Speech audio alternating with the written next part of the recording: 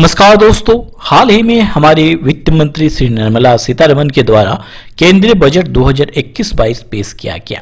आज हम लोग डिटेल में बात करेंगे कि बजट होता क्या है, कैसे काम करता है, क्योंकि बजट किसी भी देश के लिए मोस्ट इंपॉर्टेंट होता है, ना केवल देश के लिए, एग्जाम पॉइंट ऑफ व्यू से भी बहुत ही इंपॉर्टेंट है। तो सारी चीज़ों को हम लोग डिटेल में देखेंगे और अंत में एमसीक्यू के माध्यम से तमाम प्रश्नों को कवर करेंगे।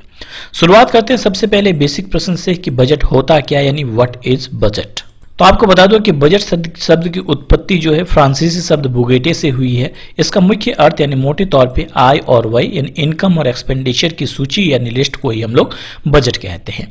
यानी आप समझ लीजिए कि एक वित्तीय वर्ष यानी फाइनेंशियल ईयर में सरकार कितनी कमाई करेगी और उसका कहाँ पे खर्च करेगी, इन बातों की पूरी जानकारी हमें बजट के माध्यम से मिलती है। अब यहाँ पे एक टर्म फाइनेंशियल ईयर की बात हुई है, वित्तीय वर्ष की बात हुई है। तो फाइनेंशियल ईयर जो होती है 1 अप्रैल से लेकर 31 मार्च के बीच में होती है, यानी थ्रू आउट द ईयर 1 अप्रैल से 31 मार्च के बीच में जो भी सरकार के खर्चे या तो इनकम है उसके बारे में बताती है बजट। अब इनकम और एक्सपेंडिचर को हम लोग 3 तरह से डिवाइड कर सकते हैं, यानी बजट 3 प्रकार के होते हैं। कैसे कैसे? बैलेंस बजट, सरप्लस बजट और डेफिसिट बजट। बैलेंस बजट का साफ साफ अर्थ होता है यानी इनकम यानी कमाई और खर्च सेम होते हैं इसमें, यानी इनकम और एक्सपेंडिचर दोनों बराबर होते हैं। तो इस तरह के कंडीशन को हम लोग बैलेंस बजट कहते हैं। सरप्लस का अर्थ साफ है कि सरप्लस का अर्थ होता है कि इनकम ज्यादा और खर्चा कम होता है, खर्चा कम होता है और इनकम ज्यादा होती है। इस तरह के बजट को हम लोग सरप्लस बजट कहेंगे। और एक होती है डेफिसिट बजट। इस तरह में जो होते हैं खर्चे जो होते हैं ज्यादा होते हैं और बजट में कमाई जो होती है कम होती है। जो आम जनता का जो हालत है वो डेफिसिट बजट की तरह होती है, यानी आमदनी 98 और खर्चा रुपया। तो चलिए देर न करते हुए सेशन की शुरुआत करते हैं और कुछ इंपॉर्टेंट एमसीक्यू को कवर करते हैं कि बजट शब्द की उत्पत्ति किस भाषा से हुई है। अगर आप लोगों को इनमें से किसी का उत्तर आता है तो आप मुझे कमेंट बॉक्स में कमेंट कर सकते हैं। तो बजट शब्द की उत्पत्ति फ्रांसीसी शब्द से हुई है। आपको बता दूं कि फ्रांसीसी शब्द बुगेटे से इसका उत्पन्न हुआ है, जिसका शाब्दिक अर्थ होता है चमड़े का थैला। पहले जो होते थे बजट जो होते थे चमड़े के थैले में पेश किए जाते थे, बट अभी तो बजट जो हाल ही में पेश किया गया वो टैबलेट से पेश किया गया, बट पहले जो होते थे चमड़े के थैले में पेश किए जाते थे। इस बुगेटे शब्द से ही बजट की उत्पत्ति हुई है। अगला प्रश्न कि भारत में हर साल बजट कहाँ पेश किया जाता है। तो सही उत्तर है लोकसभा में पेश किया जाता है हर साल बजट भारत में। आपको पता है कि भारत में संसद में जो होता है 2 तरह के सभा होते हैं, एक तो लोकसभा दूसरा राज्यसभा होता है। भारत का संसद लोकसभा राज्यसभा और राष्ट्रपति को मिलकर बनता है। बहुत बार प्रश्न पूछे जाते हैं। सो लोकसभा जो होता है वो निम्न सदन होता है, राज्यसभा जो होता है वो उच्च सदन होता है। आगे बात करते हैं संसद में बजट कौन प्रस्तुत करता है। तो आपको पता है कि संसद में जो बजट है वो फाइनेंस मिनिस्टर यानी वित्त मंत्री के द्वारा प्रतिवर्ष पेश किया जाता है। तो यहाँ पे साफ प्रश्न बनेगा कि भारत के प्रथम पूर्णकालीन महिला वित्त मंत्री कौन है। तो उत्तर हो जाएगा निर्मला सीतारमण। बात कर रहे हैं हम लोग पूर्णकालीन महिला वित्त मंत्री की, क्योंकि वित्त मंत्री तो हमारे इंदिरा गांधी जी भी थी, बट वो पूर्णकालीन नहीं थी, मतलब उनके पास और भी मंत्रालय थी। केवल वित्त मंत्रालय को संभालने वाली पहली महिला है निर्मला सीतारमण। अच्छा, अगर आपसे पूछ लिया जाए कि भारत के पहले वित्त मंत्री कौन थे, तो आर.के. शनमुगम चेट्टी थे भारत के पहले वित्त मंत्री। दूसरे नंबर के थे जॉन मेथाई और निर्मला सीतारमण भारत की 22वें नंबर की वित्त मंत्री है। 21वें नंबर के थे कौन? पीयूष गोयल। अगला प्रश्न, निर्मला सीतारमण ने अब तक कितनी बार बजट पेश किया है। तो सही उत्तर है निर्मला सीतारमण ने अब तक 3 बार बजट पेश कर चुकी है, यानी तीसरा बजट है 2021-22 का उनका। अगला प्रश्न है किस वित्त मंत्री ने सबसे ज्यादा बार बजट पेश किया है। तो सबसे ज्यादा बार बजट पेश करने का रिकॉर्ड है मोरारजी देसाई के नाम। इन्होंने कुल 10 बार बजट पेश किया है। इसके अलावा एक खास चीज और बता दूं कि मोरारजी देसाई एकमात्र ऐसे व्यक्ति थे जिन्हें भारत का सर्वोच्च सम्मान भारत रत्न तथा पाकिस्तान का सर्वोच्च सम्मान निशाने पाकिस्तान से सम्मानित किया जा चुका है। अगला महत्वपूर्ण प्रश्न कि वर्तमान में वित्त राज्य मंत्री कौन है, क्योंकि इस बार का जब बजट पेश हो रहा था तो निर्मला सीतारमण जी के साथ जो है वित्त राज्य मंत्री भी थे। तो वित्त राज्य मंत्री हमारे कौन है वर्तमान में? तो श्री अनुराग ठाकुर जी हमारे वित्त राज्य मंत्री है, ध्यान रखिए। अगला महत्वपूर्ण प्रश्न है कि भारत का पहला बजट किसने पेश किया था। तो सही उत्तर है भारत का पहला बजट जो है वो जेम्स विल्सन ने पेश किया था। 1860 में उन्होंने पहला बजट पेश किया था। और भारत के पहले, अगर पूछ लिया जाए स्वतंत्रता के बाद देश का पहला बजट किसने पेश किया था, तो वो उत्तर हो जाएगा आर.के. शनमुगम चेट्टी। अगर ऐसा पूछा जाए कि पहला बजट भारत का किसने पेश किया था, वो था जेम्स विल्सन। अगला प्रश्न हो जाएगा पहली बार अंतरिम यानी इंटरिम शब्द का प्रयोग किस वित्त मंत्री ने किया था। तो दोस्तों दो तरह के बजट पेश होते हैं, एक तो इंटरिम बजट पेश होती है और दूसरा पूर्ण बजट पेश होता है। तो इंटरिम शब्द का प्रयोग सबसे पहले किसने किया था? तो आर.के. शंमुगम चेट्टी ने सबसे पहले इंटरिम शब्द का प्रयोग 1948-49 के बजट के दौरान किया था। अगला प्रश्न है, प्रधानमंत्री रहते हुए बजट पेश करने वाली एकमात्र महिला कौन थी? तो श्री इंदिरा गांधी जी प्रधानमंत्री रहते हुए बजट पेश करने वाली एकमात्र महिला थी। अगला प्रश्न, आरबीआई के गवर्नर होने के साथ साथ बजट पेश करने वाले मंत्री कौन थे? तो श्री सी.डी. देशमुख जी एकमात्र ऐसे व्यक्ति थे जो आरबीआई के गवर्नर थे। बाद में उन्होंने बजट भी पेश किया भारत का। अगला प्रश्न है कि हलवा खाने की रस्म किससे संबंधित है? दोस्तों बता दो कि हलवा खाने की रस्म जो है वो बजट से संबंधित है। अब पहले होता क्या था कि बजट को थोड़ा सा सीक्रेट रखा जाता था, यानी क्या क्या चीज़ें इंप्लीमेंट की जा रही है इसे पहले लीक आउट ना हो। इस कारण से बजट पेश करने के पूर्व जो है जब बजट तैयार हो जाता था और तैयार होने के बाद जब उसे प्रिंटिंग प्रेस भेजा जाता था, उस दौरान क्या किया जाता था, जो लोग जिनको बजट की जानकारी है उन लोगों को एक कमरे में रखा जाता था और ऐसा रखा जाता था कि उनके फ़ोन या तो कोई भी कम्युनिकेशन वो बाहर ना कर पाए। उस दौरान वो सारे बैठ के जो होता थे हलवा खाते थे। इसी कारण से उसे हलवा खाने का रस्म कहा जाता है बजट के दौरान। अगला प्रश्न है कि किस वर्ष में पहली बार पेपर रहित यूनियन बजट पेश किया गया? तो पहली बार पेपरलेस बजट जो है वो पेश किया गया था वर्ष 2021 में और हाल ही में उत्तर प्रदेश सरकार ने भी ये घोषणा की है कि वो अपना बजट जो है वो पेपरलेस पेश करने वाली है। अगला प्रश्न है कि बजट 2021 में निर्मला सीतारमण ने किस माध्यम से बजट पेश किया? तो पहली बार पेपरलेस पेश किया गया और इस बार निर्मला सीतारमण ने टैबलेट के माध्यम से बजट पेश किया। अगला प्रश्न, वर्ष 2021 का बजट कितने स्तंभों यानी खंभे पर आधारित है?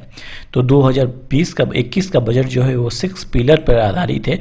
वह है स्वास्थ्य कल्याण, भौतिक और वित्तीय पूंजी, अवसंरचना, आकांक्षी भारत के लिए समावेशी विकास, मानव पूंजी के लिए नवजीवन संरक्षण करना और नव परिवर्तन और अनुसंधान। इन 6 पिलरों पर आधारित है वर्ष 2021 का बजट। अगला प्रश्न, बजट 2021 में कपास और रेशम पर कितनी सीमा शुल्क लगाया गया? तो कुल 10 और 15% का अतिरिक्त शुल्क लगाया गया कपास और रेशम पर।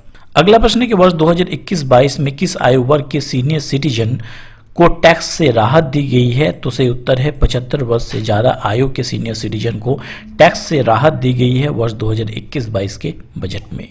अगला प्रश्न है कि बजट 2021 में पेट्रोल पर कितना अतिरिक्त कृषि सेस लगाने की घोषणा की गई है? तो 2021 के बजट में पेट्रोल में 2.50 और डीजल में 4 रुपये प्रति लीटर अतिरिक्त सेस लगाने की घोषणा की गई है। इसी कारण से पेट्रोल की कीमत जो है अभी हाईएस्ट यानी 100 रुपये प्रति लीटर जो है ये मार्केट में है, जिसको लेकर कई विरोध हो रहे हैं। अगला प्रश्न है कि वर्ष 2021 के बजट में आयकर पर क्या छूट दी गई है? तो 2021 के बजट में आयकर यानी इनकम टैक्स पर कोई बदलाव नहीं किया गया है। अगला प्रश्न है कि बजट 2021 में स्वास्थ्य सेवाओं के लिए नर्स और दवाइयों के लिए कौन सा कमीशन बनाने की बात की गई है? तो 2021 के बजट में national nursing and midwifery commission जो बनाने की बात की गई है 2021 के बजट में। अगला प्रश्न, बजट 2021 में भारत के कौन से क्रम की जनगणना डिजिटल कराने का ऐलान किया गया है? तो बजट में ये घोषणा की गई है कि जो 16वीं जनगणना होगी वो डिजिटल कराई जाएगी। अगला प्रश्न है कि बजट 2021-22 में भारतीय रेलवे के लिए कितनी राशि आवंटित की गई है? तो भारतीय रेलवे के लिए लगभग 1,10,055 करोड़ रुपए आवंटित की गई है इंडियन रेलवे के लिए। अगला प्रश्न, बजट 2021 में बीमा क्षेत्र में एफडीआई सीमा को 74% से बढ़ाकर कितनी कर दी गई है? तो सही उत्तर है पहले ये एफडीआई की जो लिमिट थी वो 49% थी, बट अभी उसे बढ़ाकर 74% कर दी गई है बीमा क्षेत्र यानी इंश्योरेंस सेक्टर में। अगला प्रश्न, वित्त मंत्री ने बजट 2021-22 में कोविड-19 वैक्सीन के लिए कितनी राशि प्रदान की है? तो कोविड-19 वैक्सीन के लिए 35,000 करोड़ रुपए आवंटित की गई है। अब ये तो पता है कि इस बार का बजट जो है वो पेपरलेस पेश किया गया टैबलेट के माध्यम से, बट किस ऐप से इसे लॉन्च किया गया? तो एक ऐप बनाया गया था यूनियन बजट मोबाइल ऐप, उस ऐप के माध्यम से इस बार का बजट पेश किया गया। अगला प्रश्न है कि रेल बजट को केंद्रीय बजट में कब सम्मिलित किया गया? पहले क्या होता था कि रेल बजट को अलग पेश किया जाता था और केंद्रीय बजट को अलग पेश किया जाता था, बट 2016 के बाद जो है केंद्रीय बजट और रेल बजट जो है वो एक साथ पेश किया जाने लगा। अगला प्रश्न है कि भारत के किस वार्षिक बजट को काला बजट कहा गया है? तो सही उत्तर है 1973-74 के बजट को जो है वो काला बजट कहा गया था। कारण ये था कि ये एक ऐसा बजट था जिसमें जो है एक्सपेंडिचर जो है वो इनकम से बहुत ज़्यादा थी। अगला प्रश्न है कि बजट 2021 के दौरान कितने साल पुरानी कमर्शियल और पर्सनल गाड़ियों को स्क्रैप में दिया जाएगा। तो सही उत्तर है बजट 2021 के लिए दौरान 15 साल पुरानी जो कमर्शियल गाड़ियां हैं और 20 साल पुरानी जो पर्सनल गाड़ियां हैं उनको स्क्रैप में भेज दिया जाएगा। अगला प्रश्न है कि हेल्थ बजट में कितने प्रतिशत की बढ़ोतरी की गई है। तो वर्ष 2021 में हेल्थ बजट में कुल 137% की बढ़ोतरी की गई है। अकेले वैक्सीन के लिए 35,000 करोड़ रुपए आवंटित की गई है। अगला प्रश्न है सरकार ने वित्तीय बजट 2021-22 में किस कंपनी के आईपीओ को लॉन्च करने की बात की है। तो एलआईसी की आईपीओ लॉन्च करने की बात की गई है। आईपीओ का अर्थ है इनिशियल पब्लिक ऑफरिंग और एलआईसी का फुल फॉर्म है लाइफ इंश्योरेंस कॉर्पोरेशन।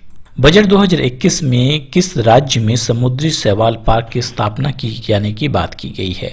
तो तमिलनाडु में समुद्री शैवाल पार्क स्थापित की जाने की बात की गई है बजट 2021 में। अगला प्रश्न है बजट के अनुसार सरकार का लक्ष्य राजकोषीय घाटा को 4.5 से नीचे पहुंचाने का है किस वर्ष तक।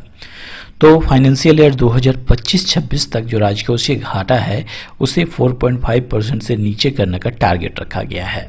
अगला प्रश्न है कि बजट के अनुसार मादक पेय पदार्थों पर कितनी एग्री इंफ्रा सेस लगाने की बात की गई है।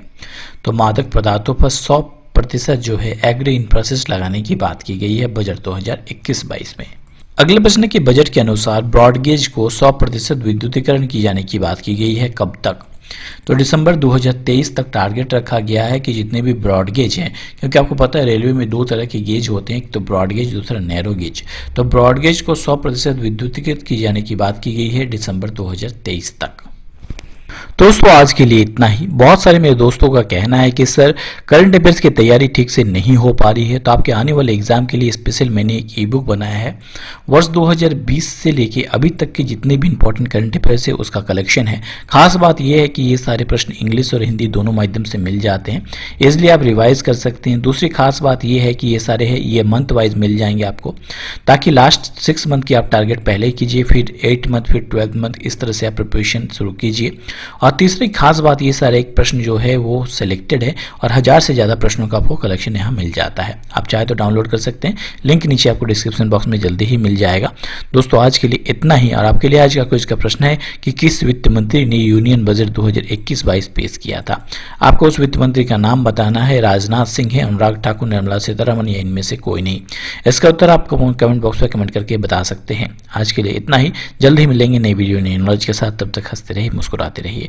Thanks for watching my video. जय हिंद, जय भारत दोस्तों।